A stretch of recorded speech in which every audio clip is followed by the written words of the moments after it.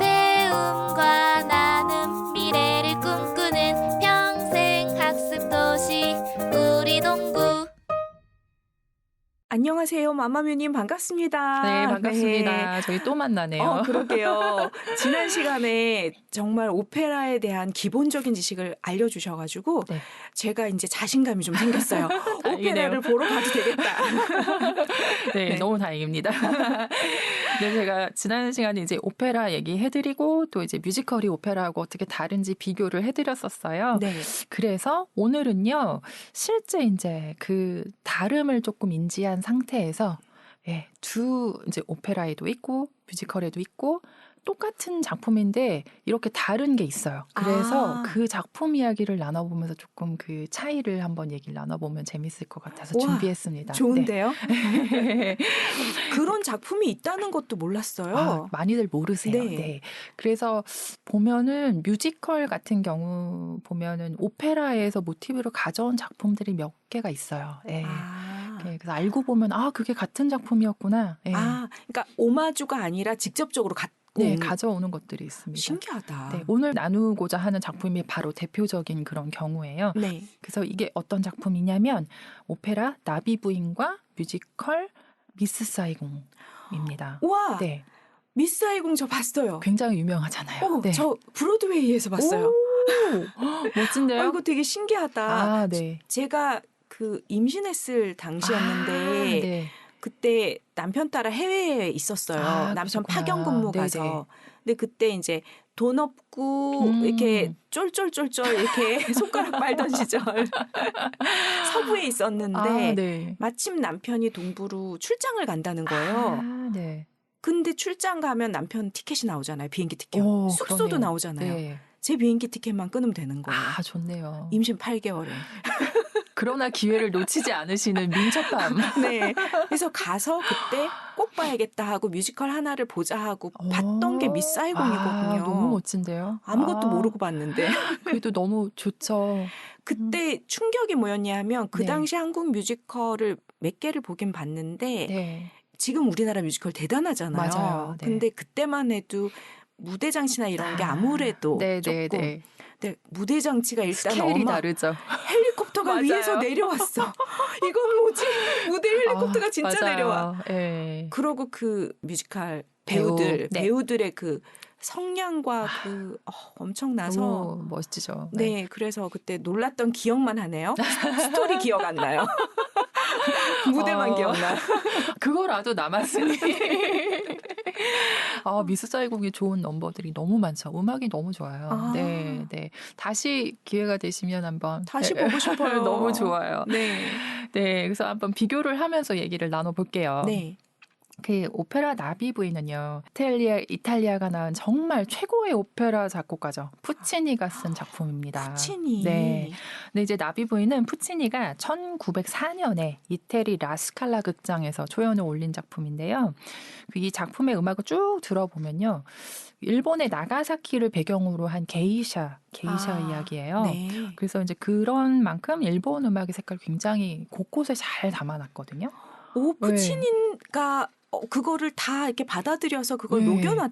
진짜 천재네요. 굉장히 놀랐었어요. 왜냐하면 그 푸치니가 단 한 번도 일본에 가본 일이 없대요.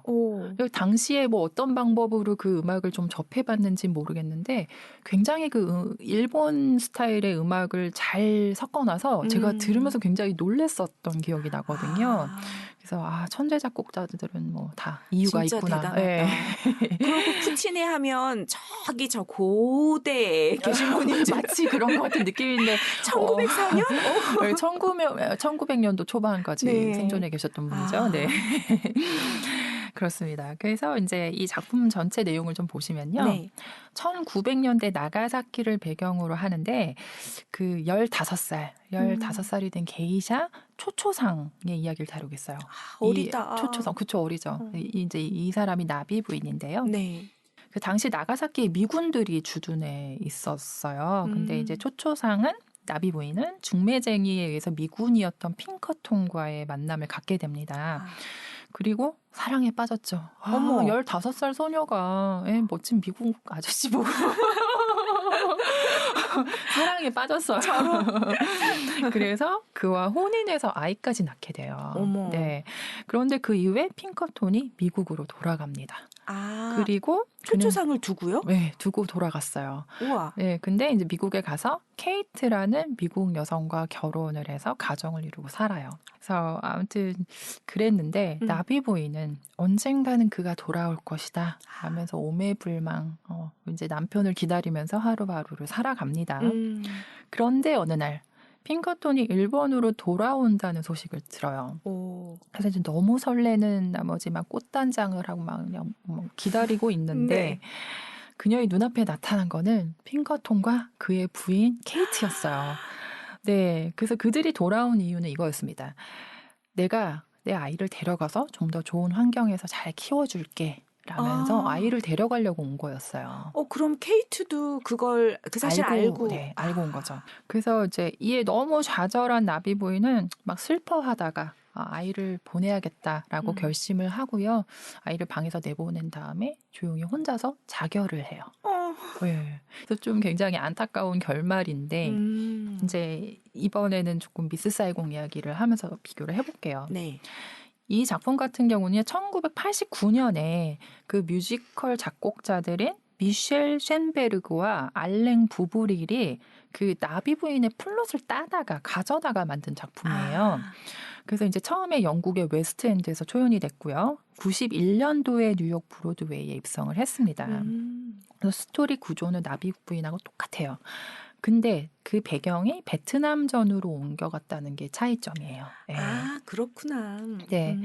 그래서 이제 보시면 여기에 등장하는 미국 군인이었던 크리스라는 남자와 베트남 여인 킴의 사랑 이야기를 다루고 있는데요. 킴은 전쟁으로 가족을 다 잃고 사창가에서 일을 하게 돼요. 네. 그런데 크리스가 킴을 보고 완전 호감을 느낀 거예요. 그래서 자기는 사실 이제 미국으로 곧 귀환을 앞두고 있는 상황이었는데 그럼에도 불구하고 이제 너무 눈이 멀었죠. 사랑에 눈이 멀었죠. 그래서 이제 킴한테 내가 너를 미국으로 데려갈게. 나중에 미국으로 데려갈 테니까 하면서 이제 사창가에서 빼내가지고 결혼식까지 올려요. 네. 그런데 다음은 네. 똑같아요? 예상하신 대로입니다. 분노의 숨을 한번 가라앉히고 크리스도 미국으로 가서 새 부인을 얻었어요. 우리 이제 순정녀 킴은 어땠을까요? 너무 당연히 크리스가 돌아올 거라고 믿으면서 이제 베트남에서 굉장히 힘들게 아들을 키우고 있어요. 그런데 그 예전에 이제 사창가의 포주였던 그 엔지니어라는 사람이 있어요. 네. 근데 그 사람이 그 미국인 아버지와 베트남 어머니 사이에서 태어난 아이들을 그 아버지를 찾아주는 일을 하게 돼요. 근데 그러면서 그 크리스는 사실 킴이 죽은 줄 알았던 거예요. 그냥 이제 소식도 끊기고 하니까 그렇게 믿고 싶었던 거 아닐까요? 죽은 줄 알았는데 자기 아이를 낳아서 키우고 있다는 소식을 접하게 되는 거죠. 네. 그래서 현재의 부인인 엘렌과 함께 베트남을 다시 찾게 됩니다.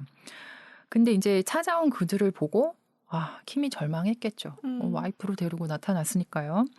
근데 이게 좀 나비 부인하고 다른 점이 뭐냐면요. 이제 나비 부인에서 같은 경우는 핑커톤이 알아서 내 아이를 내가 데려가서 키워줄게 라면서 찾아왔잖아요. 네. 근데 이 미스 사이공에서는 킴이 먼저 엘렌을 찾아가요. 네, 찾아가서 내 아들을 좀 데려가서 좋은 환경에서 키워달라고 부탁을 합니다. 엘렌은요. 거절해요. 너무 현실적인 거예요. 그러니까 애 키우는 게 보통이 아니라는 걸 너무 잘 알고 있는 거죠. 그래서 이제 엘렌은요. 크리스한테 협박 아닌 협박을 해요. 나야 킴이야. 둘 중에 하나만 골라. 이거 약간 더 진짜 좀 이렇게 자극적이고 현대적인 게 그쵸. 들어갔네요. 네. 좀 더 우리 아이가 많이 접해본 얘기예요, 이게. 그러네. 네, 그런데 크리스가 어떤 선택을 했을까요? 당연히 현재의 부인인 엘렌을 선택합니다. 슬프다. 킴은 아들 탐한테 이렇게 말해요. 아버지를 따라가면 너의 꿈을 이룰 수 있을 거야. 그래서 아버지를 따라가라고 아이를 이렇게 보내고요. 그 아이를 성공적으로 미국에 보내주기 위해서 총으로 자신의 삶을 마감합니다. 너무 비극적이에요. 굉장히 보면서 저도 마음이 아팠던 기억이 나요. 네. 그래서 그 보시면 이제 사실 그 나비 부인이요 마지막에 자결을 택했던 거는 네. 어찌 보면 그냥 스스로가 느낀 깊은 좌절이었던 것 같아요. 아, 그러네요. 네. 그런데 미스 사이공에서 킴이 자살을 택한 거는요 아들을 보내기 위한 어떤 장치 같았던 것 같아요. 그건 진짜 네. 자기 희생이네요. 네, 그렇게 하지 않으면 아이가 갈 수 없다라고 느낀 거죠. 아, 네. 그렇지. 여기서 아무도 키워줄 사람이 없다는 걸 네. 알았을 때야 네. 데리고. 근데 저는 이게 하나도 기억이 안 나죠. 어떻게 어떻게 까맣게 기억이 안 날 수가 있지? 아, 그래서 공연을 보시고 기록을 해야 됩니다. 맞아요. 네. 와, 다시 되살아나서 네. 좋네요. 네, 이렇게 아이가 혼자 남았다는 상황을 알고도 안 데려가면은 정말 그래서 네. 이렇게 스토리가 구조적으로는 정확히 일치하는데요.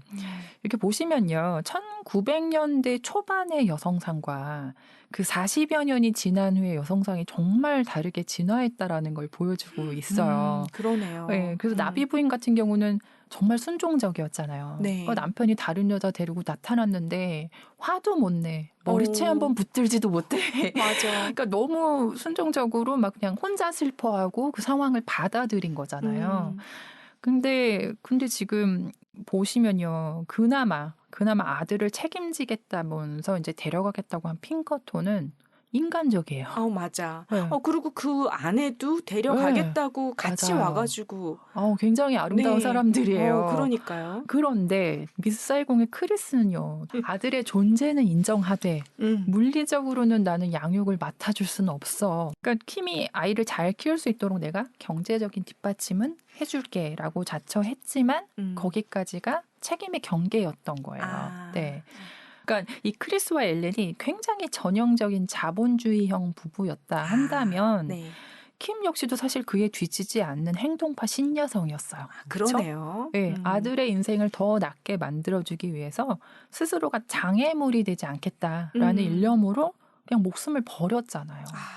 굉장히 무섭고 슬픈 모성이에요. 그러네요. 네, 맞아요. 비장하다. 네.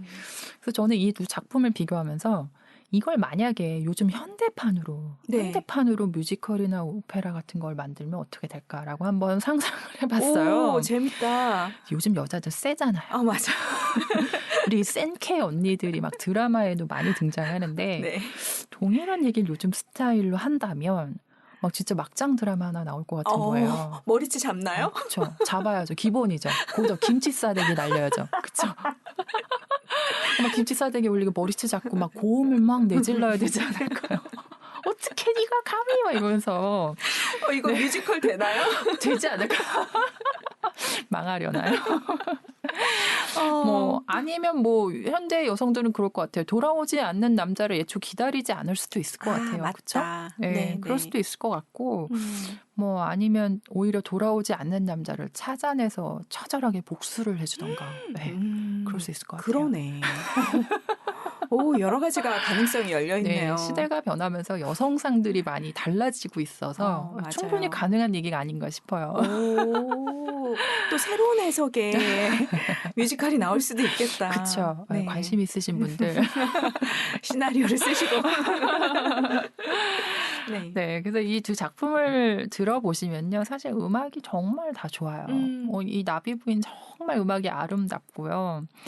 그 푸치니의 마법이 그대로 녹아 있습니다. 그래서 굉장히 서정적이고 그 음악의 선율 자체가 너무 아름다워서 이렇게 푹 빠져서 감상을 하다 보면은 정말 이렇게 자연스럽게 감정이입이 이렇게 막 되는 그런 느낌을 갖게 되거든요. 네. 이게 나비 부인은 좀 더 음악적인 측면에서 좀 이렇게 좀 더 빠져든다고 본다면 미스 사이공 같은 경우는 사실상 우리와 좀 더 가까운 근대 스토리이다 보니 좀 더 이렇게 현실감 있게 다가오잖아요. 맞아요. 그러니까 스토리 자체가 굉장히 좀 흥미진진한 면은 더 있는 것 같아요. 그리고 굉장히 유명한 넘버들 많이 수록돼 있어요. Last Night of the World인가? 한 번만 불러주면 안 돼요? 차마 불러드릴 수가 없어서 가사도 사실 생각이 안 나요. 너무 좋아요. 그래서 사실 그때 혹시 아시는지 모르겠어요. 그 레아 살롱가 필리핀 출신의 레아 살롱가라는 배우를 진짜 스타덤에 올려놓은 작품이에요. 오. 레아 살롱가 그냥 말하면 잘 모르실 것 같은데 네. 92년도에 개봉했던 디즈니 알라딘 있죠, 애니메이션. 네. 거기서 자스민 공주 목소리를 연기를 하고 그 직접 노래를 불렀던. 우와. 네, 그 홀 뉴 월드 네. 부른 분이에요. 그래서 거기서 했고 뮬란 98년도 뮬란에서도 목소리 연기했죠. 그러니까 굉장히 맑고 청명한 목소리를 가지고 네. 있어요. 너무 예쁜 소리를 내는 그런 배우인데요. 이 미스 사이공을 통해서 발탁이 된 경우예요. 네. 그분이 할 때 봤나? 그거 만약 보셨다면 찾아봐야 되겠다. 그 네. 연도 제가 97년도에 봤으니까. 그러면 뭐 거의 가능성이 굉장히 크네요. 그때 막 소름이었거든요. 노래 너무 예쁘게 잘해요. 노래 들으면서 네. 그래서 그 가녀린 맞아요. 몸에서 네. 막 성량도 그렇지만 그 네. 청아한 지금 네. 말씀하신 청아한 목소리. 찾아봐야겠다. 지금 건강한 아줌마가 되셨습니다. 안 돼. 그래도 여전히 노래는 너무 아름답게 잘 하시더라고요. 그렇구나. 네. 그렇습니다.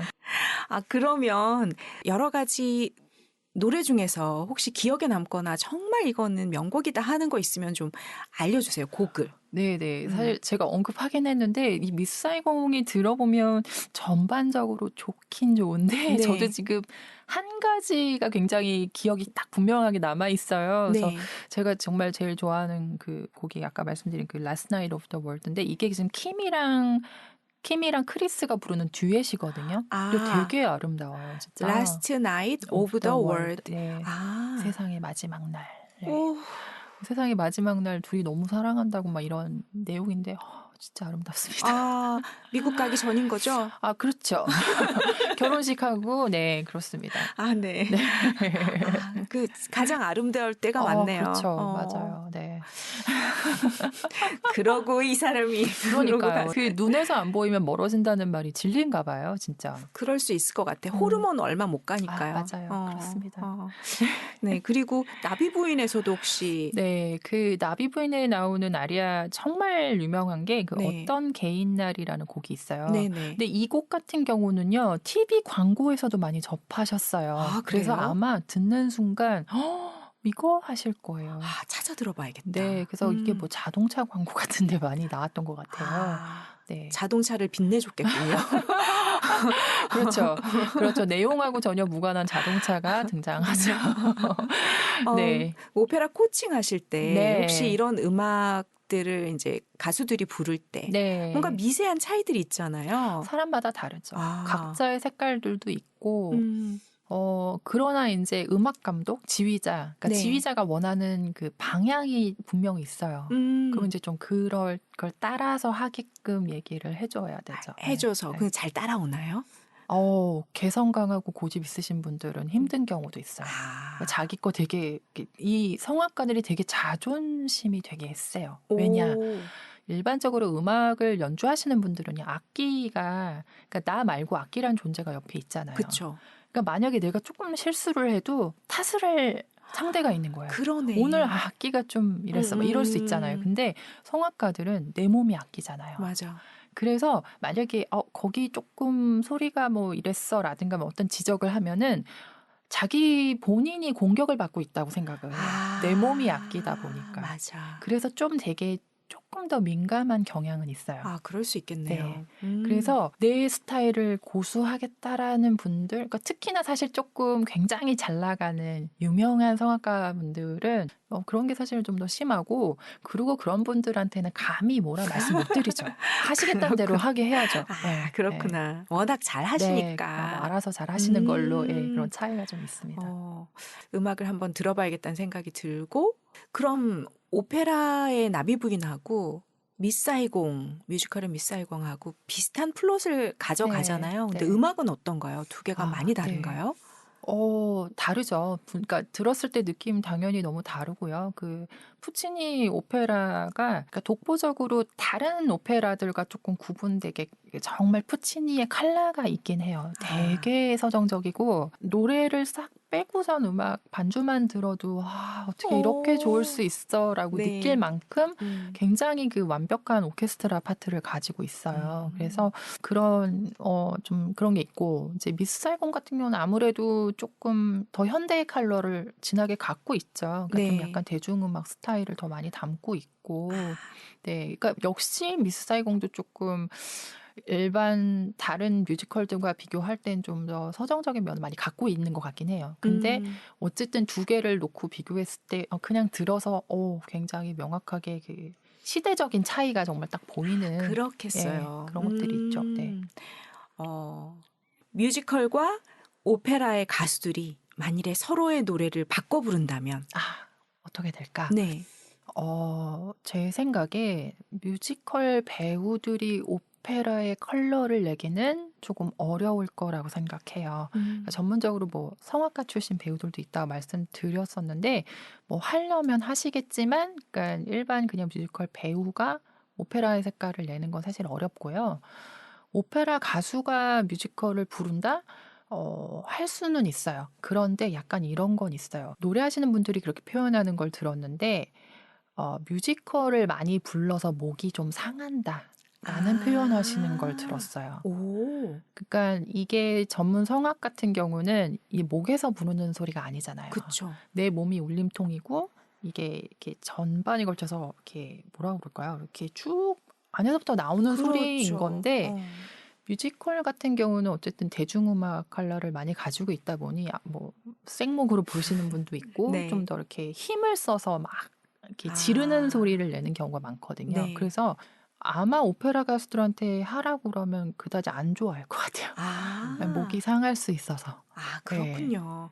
뭔가 음악의 전개 자체가 다르군요. 네. 그렇습니다. 이해가 됐어요. 네. 그래서 이렇게 해서 지금 두 작품 한번 비교를 해봤어요. 그래서 기회가 되신다면 정말 뭐 미스 사이공도 한번 다시 보시면 정말 와닿는 감동이 다르실 거고요. 네. 나비 부인을 접할 수 있다면 한번 좀 음악을 들어보시면 좋을 것 같아요. 너무 아름다워요. 진짜. 이거 끝나고 바로 음악 찾아서 OST 찾아서 다 들어야 될 것 같다는 생각이 들어요. 너무 좋습니다. 네. 오늘 이렇게 두 가지를 비교해서 알려주시니까 뭔가 내가 알던 거가 그렇게 멀리 있던 게 아니고 친숙한 거였구나 맞아요. 뭐 그런 맞아요. 생각도 들고 네. 이런 작품들이 몇 가지가 더 있을까 호기심도 나고 네. 그러네요. 네. 다음 시간에 혹시 기회가 되면 또 그런 거 알려주시면 재밌을 것 같아요. 좀 찾아내서 재밌는 얘기 많이 들려드리도록 하겠습니다. 와, 너무 좋다. 네. 오늘도 함께해 주셔서 감사합니다. 네, 너무 감사합니다. 네.